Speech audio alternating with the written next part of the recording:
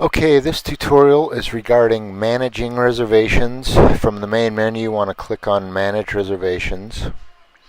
If you have a reservation, you would have gotten an email with all this information on it. When you come to this page, it's going to list all your reservations with the most recent one listed first. It has the order number, information about the item, year, make, your stock number, and our database ID number, to and from dates, renter last name, a cancel link, a place to print a contract and a receipt. When the item comes back, you can calculate how much you are to give them back or what they owe you, and then you can finish it and you'll get paid for your rental. We also have a link here where you can see the reservations for this item. This is nice because quite often you want to be able to look at it. Dates in blue are always the ones that are taken. And lastly, we have a field here where you can add notes on a rental. Click on that, it brings this window open. Just as a sample, I'm going to say rented generator 25 a night. Save it, and there it is. You've always got that note regarding this rental. Okay, when it comes to this page, a new menu opens. You can always click on Current Reservations and it brings you to this page. If you're using the requested reservation method, you would click there and it would show you all the requests that you have for reservations. Finished reservations, you click on that and it'll show you all the ones that you've finished and you're waiting to be paid for. All reservations shows you everything in your database. Advanced search, if you have 100 or 200 reservations, you might want to use this. You can search by order number, database ID, etc., etc. You can also come down here and search by renter last name or order number. Financial search, we'll go over that later. Back to the current reservations. The first thing you want to do is print your contract. Click on Contract.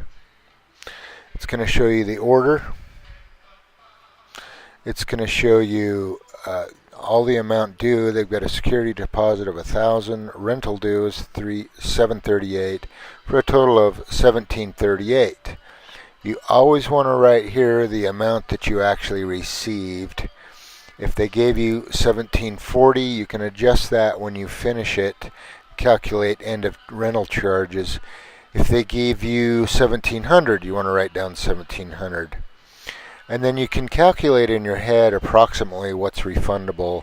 If they shorted you $38, deduct 38 from 1,000 and put in 962 here.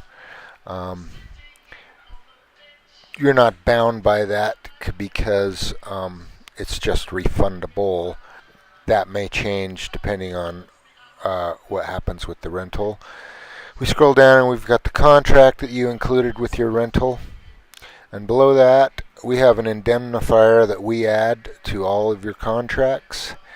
And then there's a line here: by signing below, you are stating that you have read, agree, and understand these terms, that you have been thoroughly instructed on the use and operation of this item, including a road driving test if applicable, and that you have inspected the item and have found it to be safe. Next line is all your renter information or owner information with a link to a map to where you have your items stored. This is very, very important. Most important part of this video, you must get the renter to sign the signature. It must be the person on the credit card. You must verify that with a driver's license with a picture on it. The signature is very important. If the renter disputes credit card charges and we have their signature, it's going to be very, very hard for them to dispute those charges. If you don't get that signature and they dispute the charges, we're going to have to give them back what they asked for, which is probably their reservation deposit, the whole thing. We are going to charge your credit card plus $50 if you do not get that signature. You also want to write down their vehicle plate number and state in this section. And then there's a place for additional drivers. MBA will ask for that, and so you want to list that information there.